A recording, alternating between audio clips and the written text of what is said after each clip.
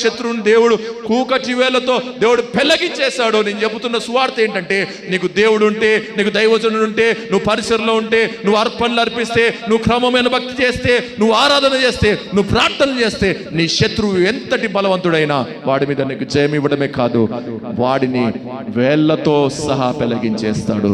ఇప్పుడు అబియాకి పోటీ లేదు, నీకు పోటీ ఉండదు. హల్లెలూయా. నీ మీదకి వచ్చి వాడి అణిచివేయబడునుగాక. చెప్దాము, నా మీదకి వచ్చే ప్రతిది యేసు నామములో అణిచివేయబడునుగాక. చెప్దాం ఆమేన్. ఇప్పుడు చెప్దాం, మేమే గెలుస్తామనండి. మేమే గెలుస్తాము. ఎందుకంటే మా దేవుడు మాకు పక్షం ఉన్న దైవజనుడు ఉన్నారు, ప్రార్థన చేస్తున్నాం, అర్పణలు ఇస్తున్నాం, క్రమమైన భక్తి చేస్తున్నాం, పరిచర్య చేస్తూ ఉంటున్నాం కనుక మేమే గెలుస్తాము. అట్టి కృప సంఘానికి, దైవజనుడు కుటుంబానికి, మీ వ్యక్తిగత జీవితాలకు దేవుడు అనుగ్రహించునుగాక. ప్రార్థన చేసుకుందాం. తలలు వంచి కళ్ళు మూసుకొని ఒక చిన్న ప్రార్థన చేసుకుందాం. ఒకసారి అందరం మోకరించి కళ్ళు మూసుకొని, మనతో మాట్లాడిన దేవుడు, మన అభివృద్ధిని కాంక్షించి, మన ఆశీర్వాదాన్ని కోరి ఈరోజు మనతో మాట్లాడిన దేవుడు, నువ్వు ఎందుకు ఆశీర్వదించబడలేకపోతున్నావు? ఇంకా కష్టంలో, నష్టంలో, బాధలో, కృంగుబాటులో ఓడిపోతున్నావు. ఎందుకో తెలుసా? ఇగో ఈ ఏడిట్లో నువ్వేదో చేయట్లేదు, ఈ 7 క్రమాలు నువ్వు పాటించట్లేదు కనుకనే నీ జీవితంలో ఫెయిల్యూర్ చూస్తున్నావు అని దేవుడు చెబుతూ ఉంటున్నాడు చాలా స్పష్టంగా. నీ దేవుడు నీతో ఉండాలి, నీ దైవజనుడు నీతో ఉండాలి, నువ్వు ప్రార్థన చేస్తూ ఉండాలి, నువ్వు పరిసరలో ఉండాలి, నువ్వు అర్పణలు ఇవ్వాలి, నువ్వు క్రమమైన భక్తి చేయాలి, నువ్వు ఆరాధన చేయాలి. అన్నిట్లో ఎక్కడ తప్పిపోయినా, ఏది చేయకపోయినా ఓడిపోయే ప్రమాదం ఉంది. దేవుని బిడ్డలారా, దేవుని సంగమా, కనుక ఒక్కసారి చేతులెత్తి దేవునికి స్తోత్రాలు చెల్లించుదాం. ప్రభువా, నువ్వు మాతో మాట్లాడినందుకు స్తోత్రాలయ్యా. మా అభివృద్ధిని ఆకాంక్షించి, మా ఆశీర్వాదాన్ని కోరి మాతో మాట్లాడిన ప్రతి మాటను బట్టి నీకు స్తోత్రాలు చెల్లిస్తున్నాము తండ్రి. స్తోత్రమయ్యా, స్తోత్రమయ్యా, స్తోత్రమయ్యా. ప్రార్థన చేసుకున్నామంటే నిజమే ప్రభువా. నాయన, నువ్వు నాతో ఉన్నావు అనుకుంటున్నాను కానీ నాయన తండ్రి, శాంసోను వలె ఎదుగు భ్రమపడుతున్నాను ప్రభువా. నాయన, మరియా యోసేపుల వలె ఒక దిన ప్రయాణం సాగిపోయింది తండ్రి. ఎన్నో రోజులైందయ్యా నువ్వు లేకుండానే ప్రయాణం సాగిస్తున్నాను. ఎన్నో సంవత్సరాలు అయిపోయింది ప్రార్థన చేసి, ఎన్నో దినాలు అయిపోయింది నిన్ను మోకరించి ప్రభువా. నిజంగా ఆరాధన చేసి, కన్నీరు కార్చి, యథార్థంగా ఆత్మతో సత్యముతో నిన్ను ఆరాధించి చాలా కాలం అయిపోయింది ప్రభువా. నీ దగ్గరికి రాలేకపోతున్నానయ్యా, నిన్ను సన్నిధిలో మోకరించలేకపోతున్నానయ్యా. నువ్వు లేకుండానే నా దినాలు గడిచిపోతున్నాయ్యా, నువ్వు లేకుండానే సంవత్సరాలు జరిగిపోతున్నాయి ప్రభువా. నువ్వు నాకు కావాలి ప్రభువా, నాతో కూడా నువ్వు రావాలయ్యా, నా జీవితంలో నీవు ఉండాలయ్యా, నా కుటుంబంలో నీవు ఉండాలయ్యా. ఎందుకు ఓడిపోతున్నాను అనుకుంటున్నాను కానీ నాకు ఈ కారణాలు ఈరోజు చెప్పావయ్యా. ఎందుకో నేను ఎదగలేకపోతున్నాను అనుకున్నాను ప్రభువా. నువ్వు నా బాధను అర్థం చేసుకుని నాయన నాతో మాట్లాడిన విధానాన్ని బట్టి నీకు స్తోత్రాలు ప్రభువా.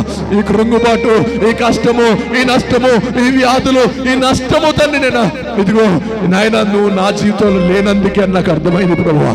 అందుకే నా జీవితంలోనికి, నా హృదయంలోకి నిన్ను ఆహ్వానిస్తున్నాను ప్రభు అని ఒకసారి ప్రభువా నా హృదయంలోనికి రండయ్యా, నా జీవితంలోకి రండయ్యా. సహోదరి, సహోదరుడా, యవ్వన కాలంలో ఎన్నో విషయంలో ఓడిపోతున్నావు, నువ్వు పడిపోతున్నావు. నువ్వు పడిపోవడానికి కాదు దేవుడు పిలిచింది, నువ్వు నిలబడాలి, నువ్వు గెలవాలి, నువ్వు జయించాలి, నువ్వు నీ కెరీర్లో ఉన్నత స్థాయికి ఎదగాలని దేవుడు ఆశపడుతూ ఉంటున్నాడు. ఉన్నత స్థితికి రావాలి, ఉన్నత ఉద్యోగాలు, ఉన్నత భవిష్యత్తు పొందుకోవాలని దేవుడు ఆశపడుతూ ఉంటున్నాడు. అందుకే దేవుడితో మాట్లాడుతున్నాడు. నువ్వు దేవుణ్ణి పట్టుకో.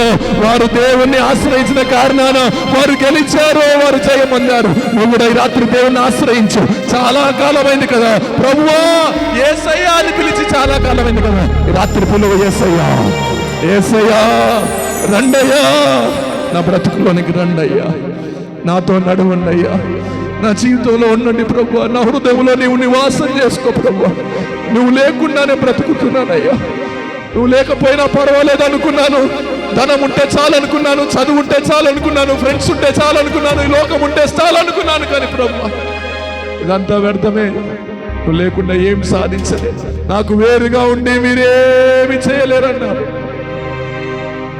రాత్రి దేవుని బిడ్డారా, అడుగుదాం ప్రభువా, మా దైవజనుడు మాతో కూడా ఉండాలయ్యా. దైవజనుడిని మేము గౌరవించాలయ్యా. దైవజనుడికి విలువ ఇవ్వట్లేదు రాజా. సులకన చేసి మాట్లాడుతున్నావేమో సహోదరి, సహోదరుడా. దైవజనుడికి ఇవ్వాల్సిన ప్రాధాన్యత నువ్వు ఇవ్వట్లేదేమో. నీ కుటుంబంలో దైవజనుడికి ప్రాధాన్యతనివ్వాలి, నీ జీవితంలో దైవజనుడికి ప్రాధాన్యతనివ్వాలి. నీ ఆశీర్వాదం కొరకే దైవజనుడిని దేవుడు నియమించాడు. ఆ దైవజనుని నిర్లక్ష్యం చేయకు. ఆ దైవజనుని మాటలు, హెచ్చరికలు నువ్వు నిర్లక్ష్యం చేసిన ఎడలా నువ్వు తప్పించబడలేవు, నువ్వు ఓడిపోతావు. జాగ్రత్త. దైవజనుడు అభిషక్తుడు, పిలుపు కలిగిన వాడు, ఎన్నో త్యాగాలు చేశాడు మీకోసము. కడుపు మార్చుకుని మీకోసం చేతులెత్తి మోకరించే దైవజనుడు మీకు కలిగి ఉన్నాడు. ఆ దైవజనుడి ప్రార్థనే, ఆ దైవజనుడి త్యాగమే, ఆ దైవజనుడి అభిషేకమే మీ కుటుంబాలకు దీవెన. తెలుసో తెలియకో తప్పు చేసావు, తిట్టావేమో, సనుక్కున్నావేమో, గొనుక్కున్నావేమో, ఆయన గురించి తప్పుడు మాటలు మాట్లాడి చాడీలు చెప్పావేమో ఎవరికైనా, దేవుని సన్నిధిలో క్షమాపణ కోరుకో. నీ మీదకి శాపం రాకమునుపే, నీ మీదకి దేవుని ఉగ్రత నీ కుటుంబం మీదకి, నీ పిల్లల మీదకి రాకమునుపే ఆయన పాదాలు పట్టుకొని దైవజనుణ్ణి లేనిపోని మాటలు అన్నందుకు క్షమాపణ కోరు.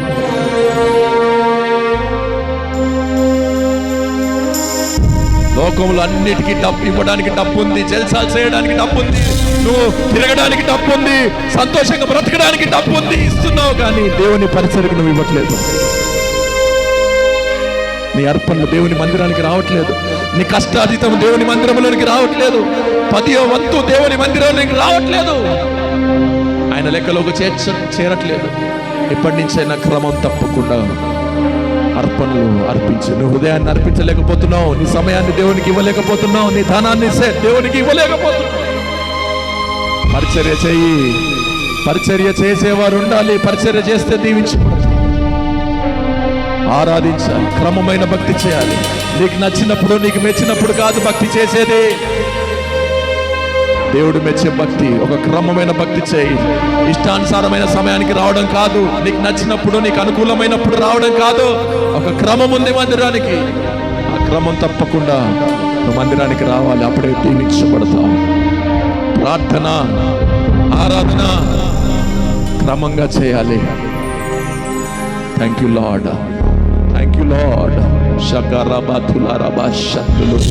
అడుగుదాం ప్రభువా, ఈ యానివర్సరీ రోజున తండ్రి, మరలా యానివర్సరీ వచ్చే వరకు మా స్థితిగతులు మారిపోవాలయ్యా. మేము ఇప్పుడు నిరుద్యోగులుగా ఉన్నాము నాయన. వచ్చే యానివర్సరీలో నాయన తండ్రి మేము నిరుద్యోగులుగా ఉండకూడదు ప్రభు. మేము దీనిలో గొడ్రాళ్ళుగా ఉన్నాం చాలా మందిని.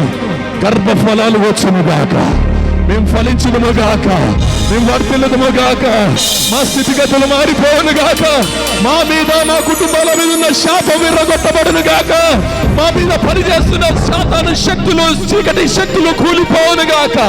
మేము ఎదగాలయ్యా, మేము అభివృద్ధి చెందాలయ్యా, మేము ఫలించాలయ్యా, మేము విస్తరించబడాలి ప్రభు.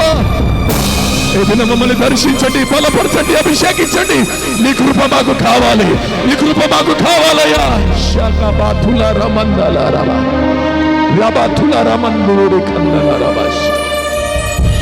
హల్లెలూయా, హల్లెలూయా, హల్లెలూయా. Thank you Jesus, thank you Jesus.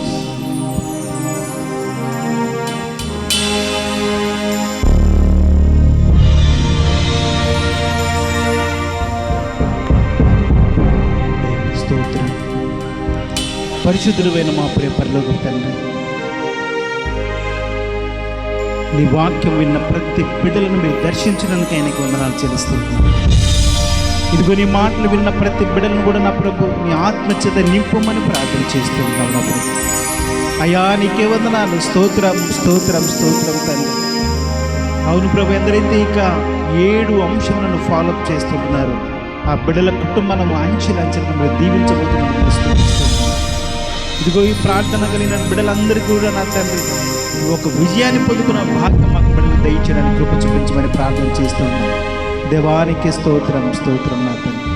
విత్తబడిన వాక్యానికి నీరు కట్టి ఫలింపచేసి విన్న ప్రతి బిడ్డలను కూడా నీ చేతికి సమర్పిస్తుండగా మీరే చేయి పట్టి నడిపించమని యేసు నామమున అడిగి ప్రార్థిస్తూ వేడుకుంటున్నాం తండ్రి.